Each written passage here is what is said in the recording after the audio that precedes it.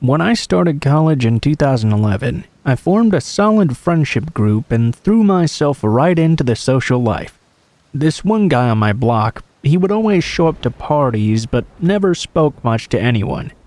He was kind of a classic neckbeard, sort of overweight, an anime fan lacking in social skills, combined with lots of awkward attempts to be overconfident.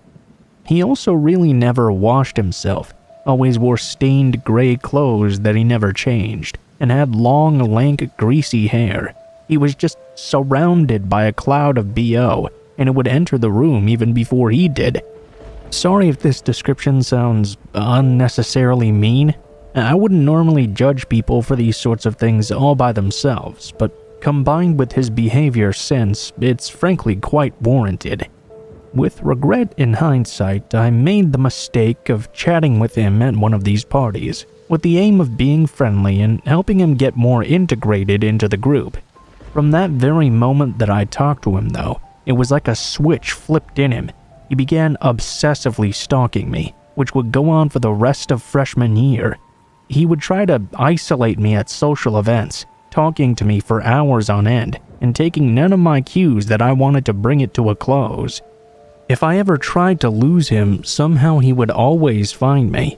If I spent time with my actual friends, he would follow close behind and force his way into the conversation, following me around like a wasp on a mission. If he saw me in public, he would give me this 1,000-yard, unblinking stare, even from a couple 100 meters away. Then he would just sort of beeline over. It got to the point eventually that I thought perhaps I even might have some kind of tracker placed on me, because somehow, wherever I was, he would always appear, even when leaving the campus library at 3 a.m. More than once at night even, I looked through the spy hole on my door to the hall outside to see him just standing there, staring intensely at my door. Obviously, this was seriously creepy and disturbing behavior. Suddenly I felt hunted. I was frightened and on alert all the time. I started to avoid even going out of my room if I could. I also started going to my folks quite a lot, just so I could get out of that town. All of my friends were really worried about me, and a couple of them confronted him about his behavior and asked him to leave me alone. This did not go down well. Instead, his obsession turned into a rage. Thankfully, he kept a bit more of a distance, but he would still hang out in places he knew I would be. Staring at me now with an intense hatred, he started telling everyone that I was his girlfriend and had dumped him in a horribly cruel way. It made me question myself that a few people actually somehow believed him even. This continued well into our sophomore year, when he got close to one of my housemates and started turning up unannounced at our place suddenly. This friend believed the stories he was telling and thought I was being unfair and asking him not to bring this guy around to our house. Well, it turns out he used this opportunity to steal my mail, including a new bank card. I have no evidence directly that it was him, but I had so much stuff just suddenly go missing that it had to be him doing this. I even once found him hiding in my bathroom. That was the last straw. And then my roommate finally accepted that this guy had probably been lying. When I moved away, the in-person stuff stopped. Instead, he started cyber-stalking me, trying daily to hack any of my accounts he could find. This continued, though to a lesser extent over time, for a period of 3 years. Since then, everything seemed to die down, and I thought it was over. Recently, though, I found this blog where he writes fantasy stories about our relationship and still calls me the love of his life, even more than 10 years later.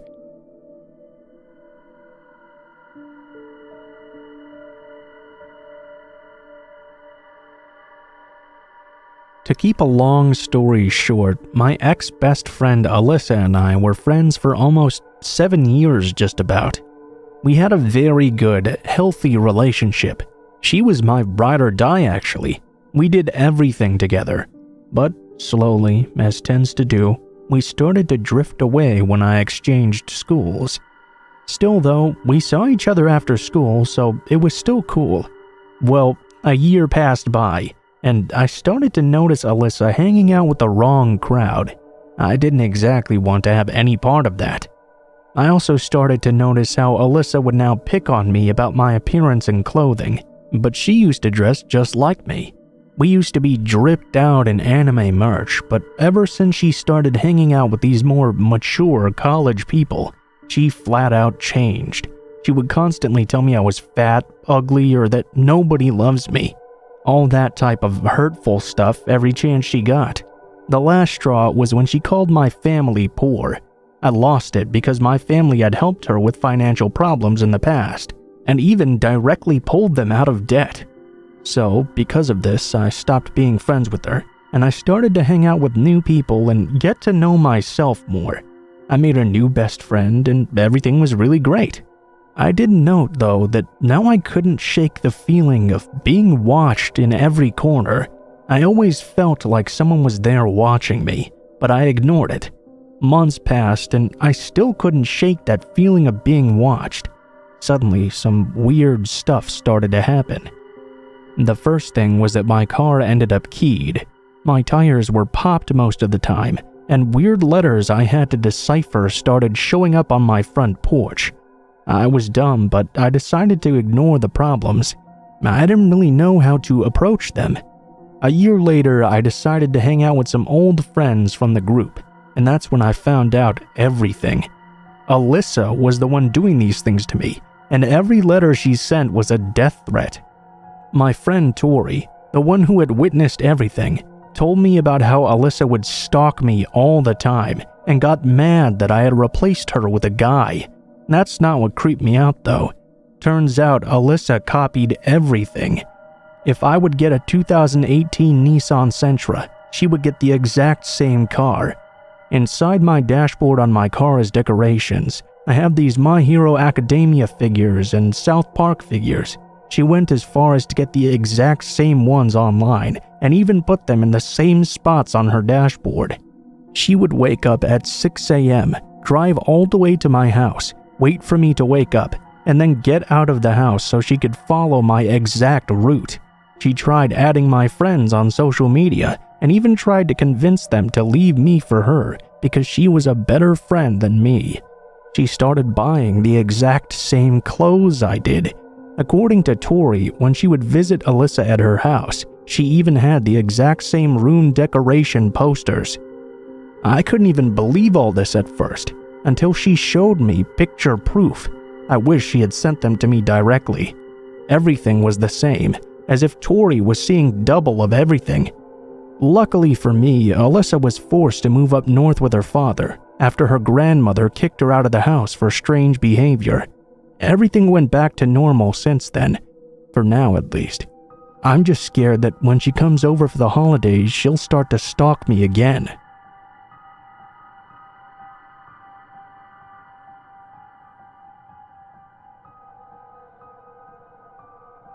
This story takes place when I was around 16 or 17 years old.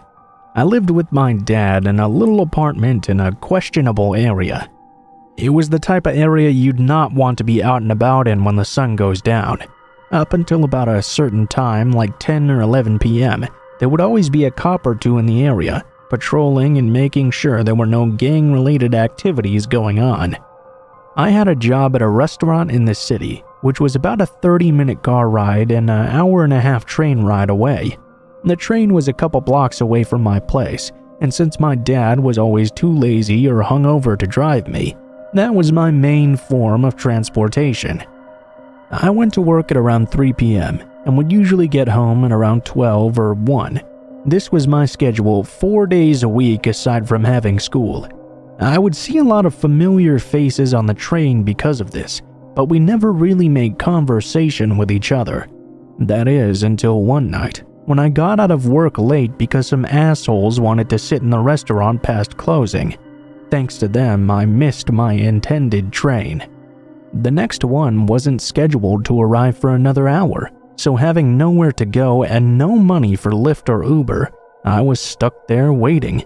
No one was around me, so when this older man showed up kind of staggering around a bit, I assumed that perhaps he was yet another drunken hobo in the city trying to catch a train to sleep in. Something about his face, though, gave me déjà vu, but I shrugged it off, thinking maybe I'd seen him wandering around on the train here and there. He made his way directly over to me, much to my discomfort, and immediately started up a conversation. He wasn't slurring exactly, but the way he was looking down at me just gave me goosebumps. He started by asking me why I was out there so late all by myself. I felt like I had to reply as to not anger him.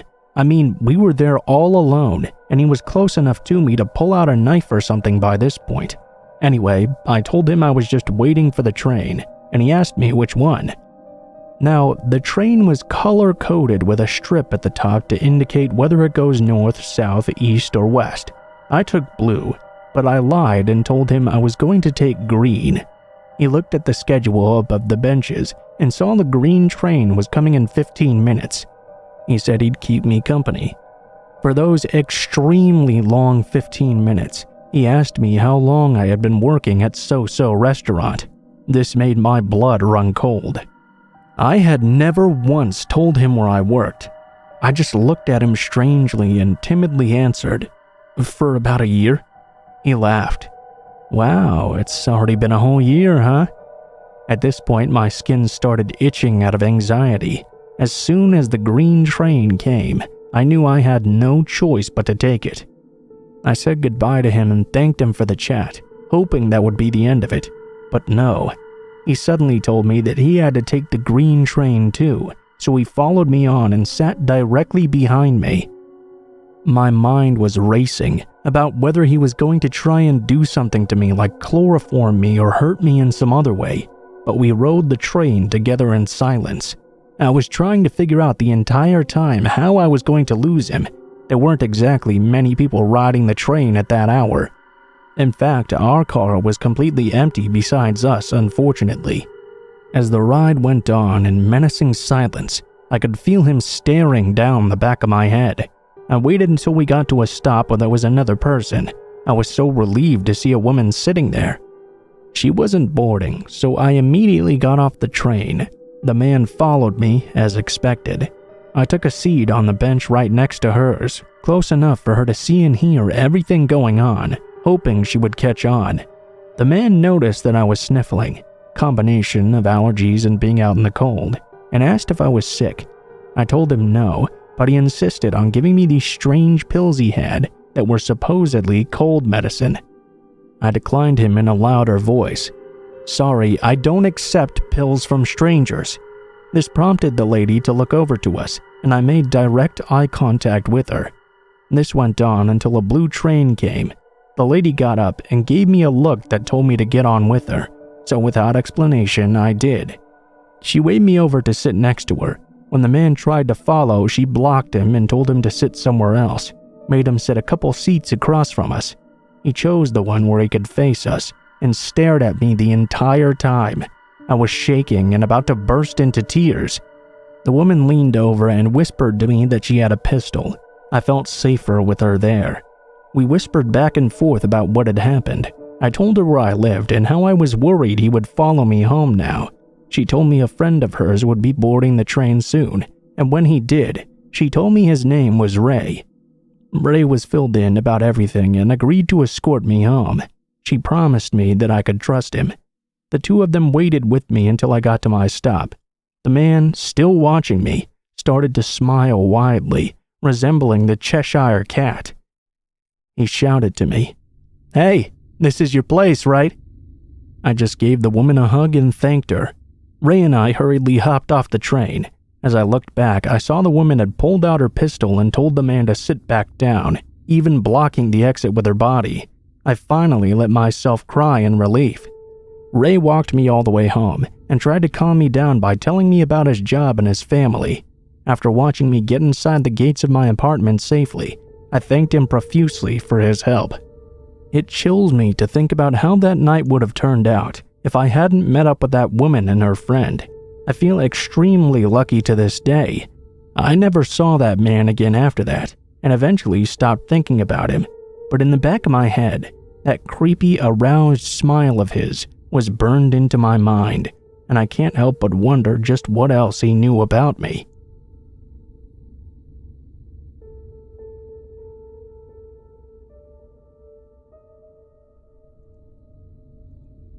I was reminded of him just last week. After almost 5 years of not hearing from him, I saw him again. I'll try my best to summarize this nightmare. Some things to note which are important to the story. 1. It happened in 2017, and during that time we went a whole year without having neighbors on either side. So basically, we were crammed in between 2 empty houses. 2. The streetlight in our lot had broken, and despite multiple reports to the council to fix it, nobody ever did. One evening, my family went out for groceries. I was left behind home alone. The gate was still wide open when they left because the water pipe was located outside. I used it all the time back then because I had rabbits, so I used that water to fill their water bowls. That day was no different. The sun was already setting by the time I went out to fill the bowls, feed the rabbits, and then lock the gate. It was literally 5 minutes after I locked it that someone was outside. Since the sun was already low on the horizon and with the street light broken, I could barely make out his face. The man was outside with a van, yelling for my attention. He said something about his company sending him over to do some property surveillance. It was suspicious, all right, so I ignored him and went inside. Later on, when the night got dark, my family still had not returned yet. I was inside watching Chicken Little when I suddenly heard some commotion outside. I didn't directly look at it, but I stole some glances. I could make out a figure outside, literally in front of my gate. He was shouting for my attention once again, and guess who it was? Yep, the same guy from before. I recognized his voice again. I paid him no attention. After a seemingly long few minutes, it got quiet outside. I took another peek out only to see, holy shit, he was attempting to climb into my house. I was so shocked I couldn't move. Luckily, that time we had a dog named Buck, who passed away not long after, unfortunately. He was probably napping in one of his hiding spots and sensed the man's presence. As soon as the guy saw Buck coming at him, he stopped climbing and rode away on his bike. No more van. And that was that.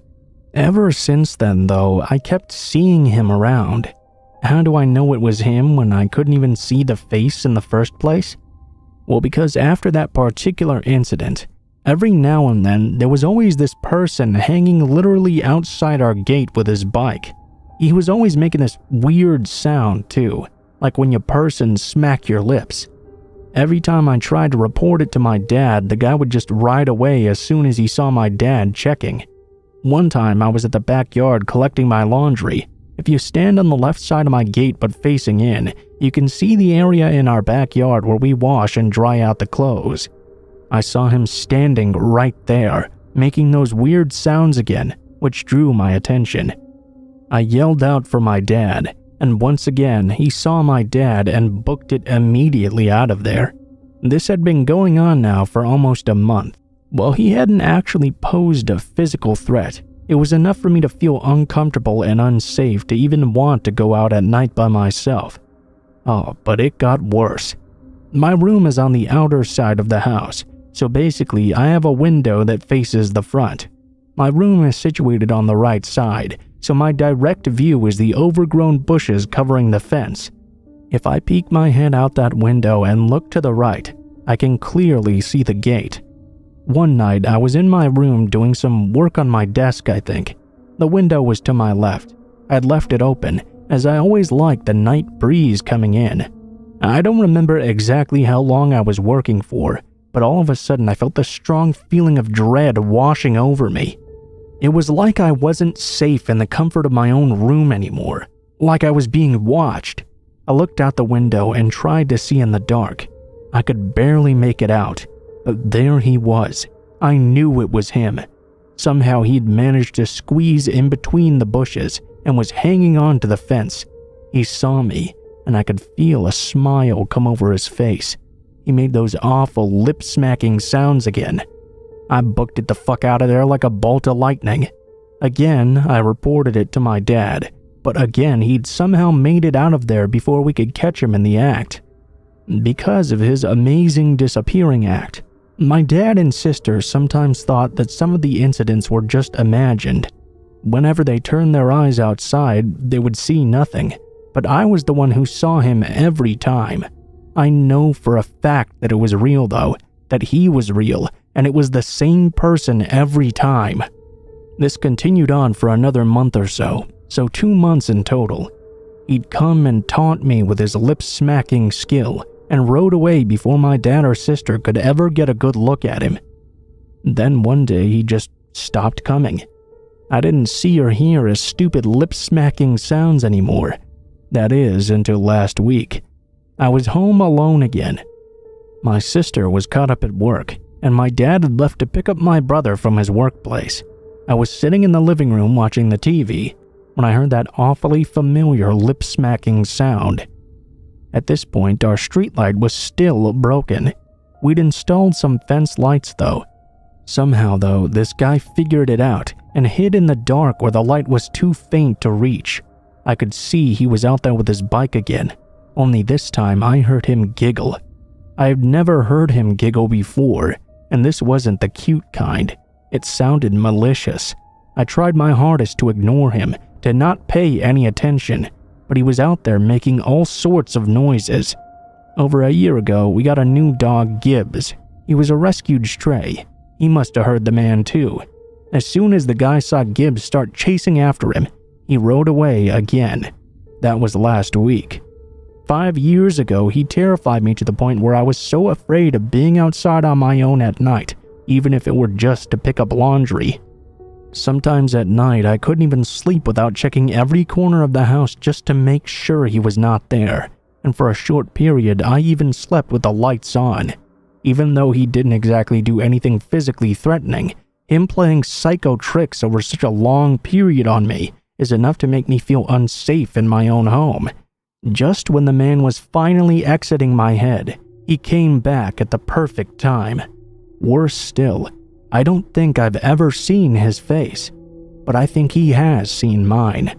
I hope I won't ever have to see his face, because his presence alone is malicious as it is.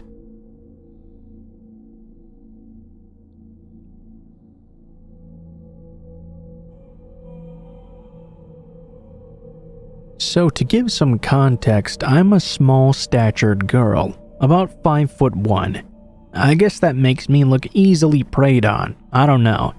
One night at around 9:30 p.m., I realized I had no more pads and needed to go get some. Walgreens closed at 10, but it wasn't that far away, so I decided to head there right away. The Walgreens I headed to wasn't exactly in the best area. It was one of those neighborhoods that wasn't too safe, but was surrounded by other safe neighborhoods, so it wasn't exactly the worst either.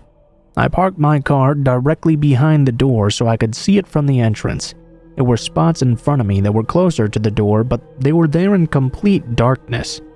I would rather have to walk a little further from a well-lit spot than be hidden in the darkness. I was the only car in the parking lot too. I was on FaceTime with a friend, and I started walking toward the doors. I realized my car may still have been on. It's a push start, so sometimes I forget if I turned it off or not, but I always lock it regardless. I turned around to go check if it was still on. As I locked my car door and started walking away, a car came pulling in super quick. I immediately felt uneasy. I'm really paranoid by nature, so I just hurried up and walked inside. As I went inside, my friend had to leave from the FaceTime. I made my way to the aisle and couldn't seem to find the pads at all. I was in the adult diaper area trying to find some. I suddenly had that feeling that someone was following me, as I heard footsteps and just felt weird. There was only me and the employee in the store though. Maybe they thought I was stealing, as it was about to close. This kinda pissed me off, but whatever, do your job. I kept looking for the pads, and as I turned a corner, I noticed that whoever was following me kept ducking off into random aisles. As I turned to the next one though, the person wasn't quite fast enough, and I caught a glimpse of them. It was not an employee. It was a 5'4" or 5'5" older man, maybe late 40s or early 50s. He had frosted tips and looked like he was trying to look younger, but looked like a sketchy man instead. I felt weird, but I thought my paranoia was overthinking me. I grabbed my pads and went to the register. I kid you not when I tell you this man ran to the register empty-handed. If you would have been in the store as long as me, 15 minutes, and still had nothing on you, that was weird. He grabbed some sodas from the register fridge. I checked out and walked to the side of the store by the coolers in the photo area. This way I could see the register and the door, but they couldn't see me. I called my boyfriend and told him what had happened and to come immediately. The man took forever to check out his 2 soda bottles. Then he exited. I told the employee what's going on. She looks outside only to see that he's parked on the driver's side of my car. He drove a black older van model. Think 2000s Pacifica or something like that. She said he had been acting weird and antsy too, and when I walked away he immediately asked where I'd gone. Thankfully, she let me stay there until he left, which took 7 minutes. My boyfriend arrived shortly after. I told him the description of the car, and he told me that as he pulled into the lot, he'd seen that car circling the building a few times, then hiding in the darkness of the back parking lot. Yikes. I haven't returned to that location ever since.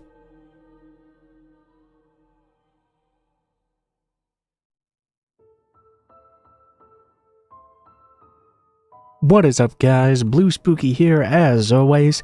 Thank you guys so much for watching, especially if you made it this far to the end of the video. If you guys enjoyed the content of this video, please be sure to like, share, comment, and subscribe if you feel so inclined.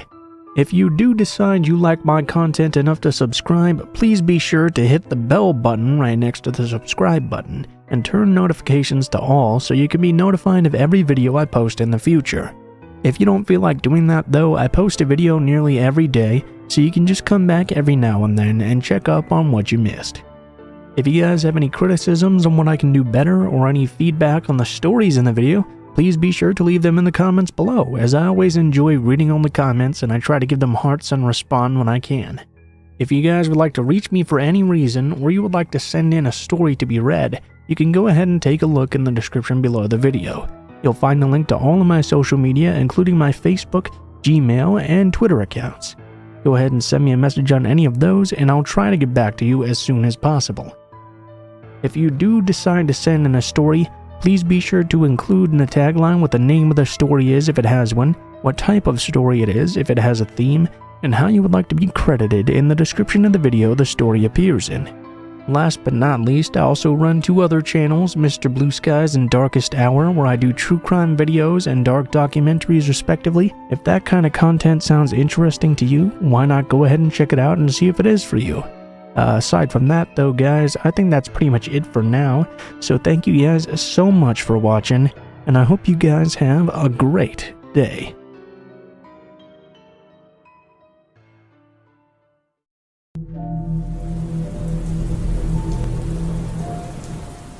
Back then, I was in my early 20s and had a relatively small group of friends. It was mainly just me, Andrew, and David. Most of the time we spent together was just walking around in the nearby forest and talking, or going off and exploring random things. But one night Andrew came over to my place and told me about this creepy abandoned building one of his friends had told him about. He said it was off a trail in a woody area not too far from here.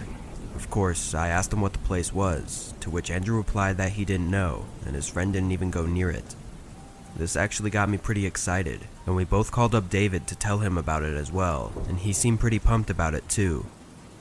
It was already 5 o'clock, but the sun didn't set until 7, and the darkness would only make it more exciting anyways. So Andrew and I packed up some basic stuff, like flashlights and some snacks. Then we headed over to David's apartment and picked him up. I parked the car next to a local grocery store that was just a couple minutes walk from the edge of the woods. Supposedly, there was a half-mile trail that led to a small lookout, but if you continue past the end of the path for a few minutes, you'll find the abandoned building. Knowing this, we found the trailhead and continued down, passing several other people as they were heading back. Honestly, I started to lose the excitement a bit because I began feeling like this was just a prank. The trail seemed pretty populated, so how could we have not known about this place before? Anyway, we continued and eventually made it to the lookout. The sun was still partially up at this point, but the woods began to darken gradually every minute. We took a quick break at the lookout to get the flashlights out, then we continued past the area and into the trees. It wasn't until maybe 15 minutes in that we all started to get annoyed. We'd been navigating between thick trees and bushes in the partial darkness for a while now and hadn't seen a single thing. "You sure this isn't just some stupid joke, Andrew?" David passive-aggressively asked. "No, this guy was serious, trust me," he responded, trying to assure us the best he could. Just a second later, we heard a bush nearby rustling around, and immediately we all flicked our flashlights towards the sound. It made me jump a bit, seeing the bush moving around as if an animal had jumped out of it or something, but right behind it in the distance, we could make out an old structure. That rush of excitement filled my body again, and we all made our way towards it. The building was very strange though, in the way that it just didn't seem like it belonged alone in a forest.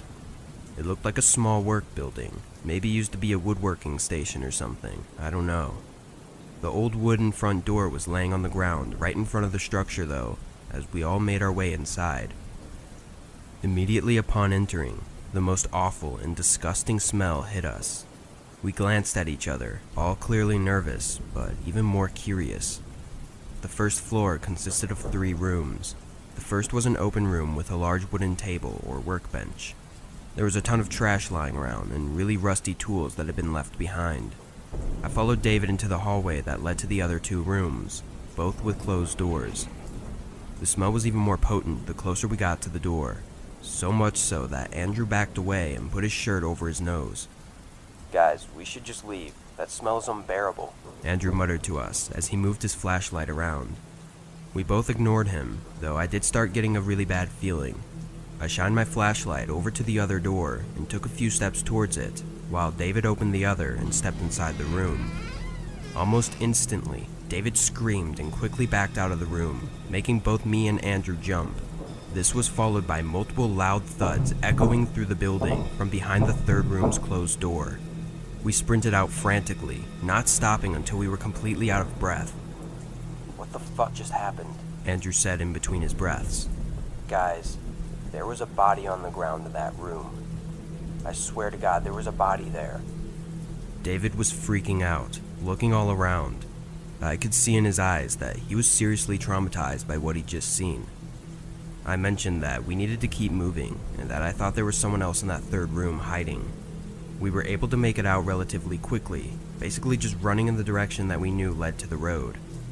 When we got back to the car, I drove us all down to the police station a couple blocks away, where we explained the encounter. The officer that took our account honestly looked ashamed of us, as if we were stupid for having even gone there.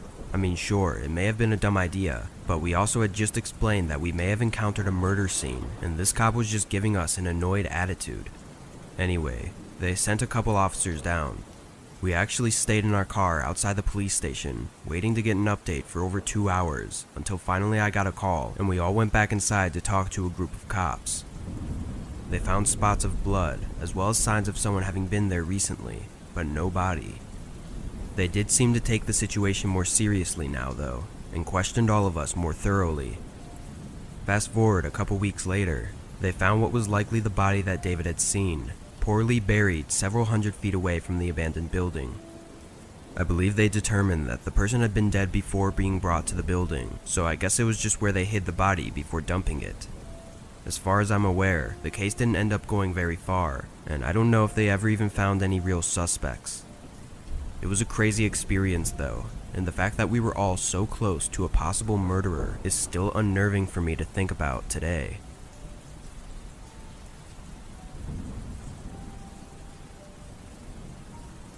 I live in Detroit, Michigan. If you aren't already aware, Detroit has some of the largest amounts of abandoned buildings in the United States. I'm not sure why it is exactly, but I've always grown up living in towns that were neighboring these old worn-down buildings, so I was used to it. A lot of people would hang out in them or explore them for fun. It was just a regular thing. When I was in middle school, I had a best friend who I'll call Philip. During our middle school years, both of us began to find interest in these abandoned buildings, thinking about what had happened before they were abandoned and what could still be inside of them. Obviously, we knew it was somewhat dangerous to go exploring them, but having just become teenagers, we felt like badasses for some reason, and so we kind of forced ourselves not to be scared of them. We knew gangs would sometimes hang out in the abandoned neighborhoods with all the buildings next to each other, so we did at least avoid those places. But there were a lot of other buildings nearby that were mostly isolated in the forested areas, so we began exploring those over the next few months. We had gone to maybe 3 or 4 and would make each one our designated hangout spot for a few weeks before finding a new place. And that's when things got bad. Philip and I were traveling down an overgrown and cracked cement road that led to several abandoned homes that we'd already been to. We continued further down this time, however, in search of a new and interesting place. Most of the homes were just a short minute's walk between each other, but as we got further along the path, we noticed that we'd been walking for almost 5 minutes and hadn't seen another house. With this in mind, we continued, unsure of what to expect. The thing was, there was still a concrete path, so it had to lead to something. Eventually, maybe another 5 minutes later, we reached the end of the concrete portion of the path. However, there was a faint gravel trail that continued. As far as we could see, it was just trees, but we were sure it had to lead somewhere, so we kept going forward. Only 1 or 2 minutes later, we finally reached a house. It was odd looking, kind of like a townhouse, but a random townhouse this far out wouldn't make much sense. All of the windows were boarded up, and the front door was closed, but the garage was cracked open, leaving a few feet of space at the bottom for us to crawl under. Philip banged on the metal garage door a few times to make sure it was gonna hold. Then we both knelt under it. Inside the garage was pretty much nothing, a bit of garbage and dirt, but the door leading into the house was closed. I pressed up against it, turning the knob and pushing hard, but it wouldn't budge. Hey, can you give me a hand with this? Both of us pushed, and we were able to get it open, enough for us to squeeze through. First thing we noticed was a huge dresser that was pressed up against the door. I gave Philip a confused look. Then we both climbed over it and made our way into the kitchen. From where we were standing, we could see down a hallway that led to some stairs going up, as well as what looked like the living room. Oddly though, the place wasn't in very bad shape. Not much trash inside, and relatively clean. We could tell people had been there before though, as there were a bunch of footprints on the dusty wooden floors. As we started walking through the hallway, a sudden, soft bang came from the other side of the house. It sounded as if something small had dropped on the floor. We exchanged glances and stood quietly in the hallway, listening for anything else. I don't know about Philip, but I was definitely getting pretty worried. The front door was just ahead of us though, so after a few seconds of silence, I slowly started toward it. A little over halfway there, an ear-piercing, loud metal scraping sound vibrated through the house, followed by an enormous crashing bang from the garage. I swung the front door open and we sprinted out of there. My heart was beating out of my chest and I could feel my adrenaline rushing through me. As we got back on the path, I looked back, seeing the garage was fully closed now. We pretty much ran all the way to Philip's house. Neither of us were sure what happened. Philip thought it was just a coincidence that the garage happened to have fallen while we were there, but I wasn't so sure. I believe someone may have set the place up as a trap, waiting for people to go in through the garage and then closing them in. Why else would the door have been blocked by a dresser while the non-functional garage was dangling open? I don't know if they thought we were still in there and that's why they closed it, or maybe it was just to scare us, having already known we escaped. We never went back to find out though, and we since decided to only explore the places that were nearby and not deep in forests.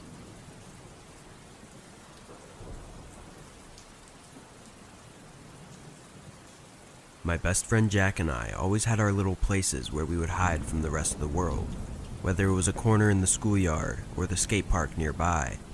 When we were tired of the grown-ups around us or our siblings, we just took our comics and left for a while. After a few years, we built a tree house in Jack's backyard and spent a lot of time in there. But whenever his younger brother came up to join us, and we were unable to kick him out because of their mother being around, we often left for the woods instead.